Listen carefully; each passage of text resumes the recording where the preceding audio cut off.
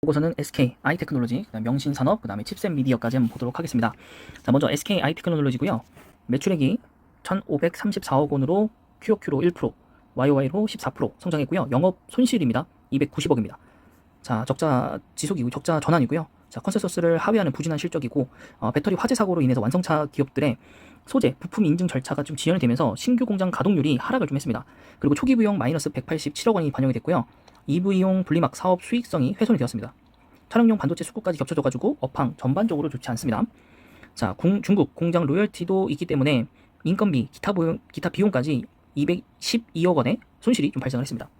자, 구조적인 변화를 좀 기대를 하고 있는데 문제가 LG의 분리막 사업, 그다음 중국 경쟁사들의 증설, 수익성의 악화, 이런 것들이 투자 심리 우호적이지 않은 상황이고요. 또 하이니켈을 적용하고 있는 K 배터리의 열폭주 현상을 감안시 티어 1의 분리막의 수요는 더욱 커질 것이라고 보고는 있습니다. 그래서 장기 전망에는 차이가 없기 때문에 긍정적인 시각을 좀 유지를 하는데 일단 20%로 하향을 했습니다.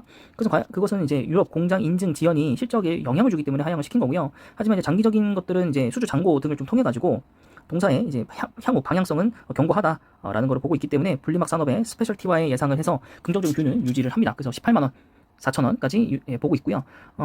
그러면은 보통 한 40-50% 정도의 상승 여력이 있습니다.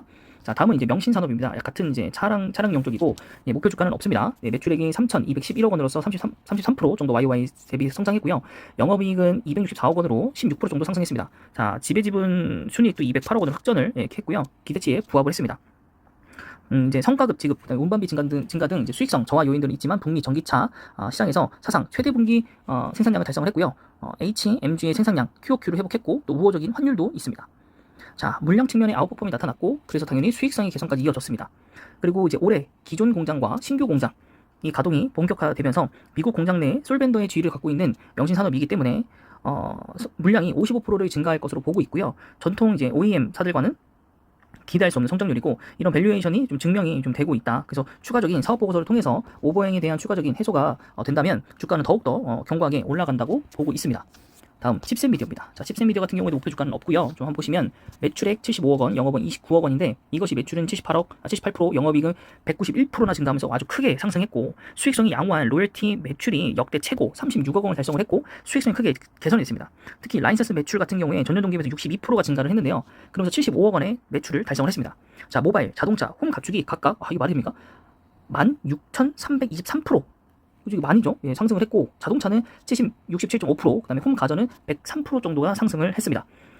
자, 매출 비중은 미국이 51%, 중국이 41% 정도, 이것은 204% 정도, 21% 정도 증가한 수치라고 하고요. 미국은 라이센서 매출이, 중국은 로열티 매출이 올라가고 있다고 합니다. 그래서 안정적인 로열티 매출과 함께 글로벌 라이센서 추가 계약까지 예상을 하고 있기 때문에 실적이 정말로 많이 올라갈 것이다 라고 되어 있고 글로벌 기준으로 27.1배의 PR로 설정되어 있는데 동종업계 대비해서 좀 할인되어서 거래가 되고 있다 라고 되어 있습니다. 네, 9% 떨어졌네요. 아이테크놀로지. 네. 네, 좀 하향 보고서가 나오긴 했지만 이거 이렇게 떨어지나요? 아이테크놀로지가? 네, 무조건 매수죠, 이러면. 이러면 무조건 매수고 지금 11만 원까지 왔다는 건 좀 말이 안 되거든요. 물론 공모가에 대비해서 많이 올라왔을 거라고는 보지만 공모가가 얼마였죠? 공모가를 좀 확인해 볼게요. 자, 공모가 한번 봅시다. 올해 상장한 거니까 나와 있겠죠? 자, 봅시다. 공모가. 왜 공모가 안 나오죠? 10만 5천 원. 10만 5천 원 지금 공모가 다 왔어요, 여러분. 예, 공모가가 다 왔기 때문에 매수할 만한 가격대이지 않나 싶고요. 또 좀 안 좋은 거 좀 위주로 좀 나와 있고 당연히 하반기로 가면 자동차주들은 전부 다 풀립니다, 여러분. 그래서 그 부분들을 좀 잘 보시고 이제 분기별로 봤을 때 매출이 그렇게 좋지 않다라는 건 보고서를 통해서 아까 확인을 했고요. 배당도 주지 않고 있고 그래서 이 부분들 이 조금 그렇고 또 최근에 그래서 기관과 외국인들이 굉장히 많이 팔았습니다. 굉장히 많이 팔았고 당연히 이제 LG에서도 이제 합작 공장사를 해가지고 이것을 이제 LG 에너지 솔루션을 밀어줄 거고 또 중국에서도 이제 경쟁사들이 많이 나타났기 때문에 비단 이제 SK 아이테크놀로지에 대한 이제 그 뭐라고 할까요? 의존도 이런 것들이 조금 더 줄어든 거죠. 하지만 제가 예전에 듣기로는 그 아이테크놀로지에서 다른 이제 제품을 바꿨다가 이제 리콜 사태도 좀 발생을 했었고 또 여러 배터리 업체에서 좀 문제가 발생했다고 들었거든요. 여태까지는 이제 SK 아이테크놀로지에서 받았기 때문에 별 문제가 없었다 이런 얘기도 또 있거든요. 그래서 결론은 이제 SK 아이테크놀로지가 안 좋을 수는 있으나 향후에 이제 SK 배터리 온이죠. SK 온이 상장을 하게 된다면 자동적으로 이제 SK 아이테크놀로지가 이제 수혜를 당연히 받을 주식이기 때문에 이렇게 지금 공모가까지 내려온 이 저평가 주라면 정말로 좀 매수를 들어가도 되지 않을까 싶습니다. 다만 좀 보수적으로 들어가야 되는 건 맞습니다. 보수적으로 들어가야 되는 건 맞고, 공모가가 좀 다소 비싸다고 느껴질 수 있고, 그래서 공모가 대비해서 이제 몇 프로가 내려오냐에 따라서 본인이 설정한 기준에 따라서 매수를 좀 해보셔도 좋지 않을까 싶습니다. 굉장히 많이 떨어진 거, 네, 최근에 관심이 없었는데 괜찮네요. 그다음에 명신산업 한번 보겠습니다. 자, 명신산업은 주가가 많이 올랐었던 걸로 기억하는데 여기도 최근에는 많이 떨어졌네요. 네, 이때 엄청 상승했었죠. 그 이후에는 많이 가라앉았군요. 그 뒤로는. 네, 그 뒤로 많이 가라앉았고, 그리고 지금 저점을 깨고 지금 내려가고 있는 상황이고, 이제 월봉상으로 보신다면은 상장 이후에 거의 행보세에 거의 가깝죠. 거의 행보세에 가깝고, 이제 좀 깨고 내려가는 거기 때문에 좀 기다려볼 필요는 있다. 좀 기다려볼 필요 있는데, 그래도 명신산업이 이제 그 주가하고 있는 것 자체들이 굉장히 좋기 때문에 나쁜 점은 좀 없다. 그래서 좀 테슬라에 대한 이 후광도 있기 때문에 같이 좀 올라가는 것도 그림도 괜찮을 거라고 보입니다. 그래서 4분기 실제 성적까지 한번 나와 봐야지 알겠지만은 굉장히 고성장하는 그런 주식입니다. 그 다음 칩셋 미디어. 오히려 칩셋 미디어가 사기가 더 어려울 겁니다. 칩셋 미디어는 과거에 올랐던 적이 있기 때문에 그 자율주행과 반도체 쇼티지 그것 때문에 오늘도 4% 올랐죠. 네. 견고하죠. 다른 주식이 정말 막 반토막 난 거에 비하면 빠질 만큼 빠지고 지금 반등 준 겁니다. 주봉상으로 보더라도 다른 주식에 비해서 사실 그 낙폭이 크지 않고요. 월봉상으로 보더라도 이때 정말 끌어올렸죠. 한 방에 진짜 한 방에 끌어올리고 지금 수익성이 조금 약화가 됐지만은 오히려 칩셋 미디어가 사기가 조금 더 부담스럽죠. 이러다 고꾸라질까봐. 하지만 이제 그 보고서에 따르면 정말로 더 어디까지 올라갈지 모르는 주식이 될 수도 있는 게 칩셋 미디어입니다. 재무를 보시면 재무가 조금 약하긴 하죠. 재무가 조금 약하긴 한데 요 부분들이 75억 올라왔고요. 그 다음에 여기가 35억 정도 올라왔기 때문에 여기에도 한 18억 정도 더하면 58억 원. 그 다음에 여기는 20억 정도 떴으니까 200억 정도 이제 수치가 좀 바뀌겠죠. 여기도 한 50몇 억까지는 올라갈 것 같고 50억이라 치고 그러면은 지금 사상 매출액 최대와 그다음에 영업이익도 최대, 그 다음에 당기 수익률도 당기 순이익도 최대가 될 것 같습니다. 하지만 이제 PER이 좀 높다라는 거. PER이 좀 높다라는 거, 그 부분 좀 확인을 좀 하셔야 될 것 같고, 주당 배당도 주네요.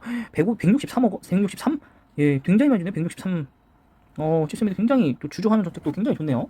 네, 그래서 우선 지금 추천해드렸던 종목들 중에서도 뭐 월봉상 좀 그렇긴 한데 주봉상으로 칩셋미디어는 잘 모르겠습니다. 정말 이 보고서를 믿고 다 들어가기에는 좀 그 시장이 좀 그 투명성이 좀 부족하기 때문에 저는 오히려 약간 명신산업. 근데 또 테슬라가 올해 상반기에 안 나온다 그래서 신제품 신차가 그럼 이게 내년에 또 이제 그 수혜를 좀 받을 수 있기 때문에 이게 지금 월봉 따졌을 때 이게 공모가까지 내려갈 수 있다라는 점은 좀 경계를 좀 해야 될 것 같기는 합니다. 여기도 이제 그 혹시 공모가가 얼마인지 한번 볼까요? 공모가? 네, 공모가가 얼마일까요? 공모가가 안 나왔네요. 그러면 제가 찾아보도록 하겠습니다. 공모가. 네, 비싸네요. 6,500원, 6,500원이네요, 공모가가. 6,500원. 그럼 사실 여기 내려와도 수익률 100%네요. 뭐 아직 이제 1년 지났고, 그러면은, 오히려 그냥 SK IT 테크놀로지를 조금씩 분할 매수로 따라가면서 사는 게 낫지 않을까요? 어차피 하반기까지 꾸준히 매수하면 주가가 올라갈 거니까. 저는 오히려 아이테크놀로지 좀 강한 좀 코스피 종목을 좀 고르는 게 낫지 않나. 어차피 이제 업황 개선이 일어나기 시작하고 이제 수급 시장에서도 좀 괜찮아지면 코스피부터 올라가는 현상들이 있으니까요. 그 부분들을 좀 보고 결정을 해도 되지 않을까 싶습니다.